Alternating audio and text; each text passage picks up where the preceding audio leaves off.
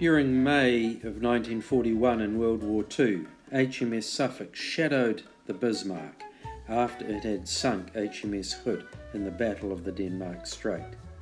The Suffolk maintained contact, assisting British forces to gather in strength and sink the Bismarck. The 126 pieces of the kit set are all packaged in one bag. Fortunately, no damage. The instructions are clearly illustrated in 11 relatively simple steps.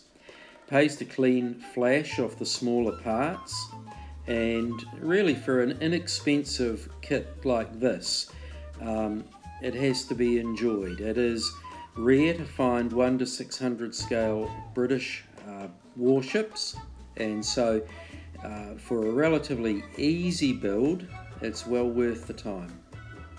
The ship can be painted in the 1939 pre-war colours or for the Battle of Denmark Strait.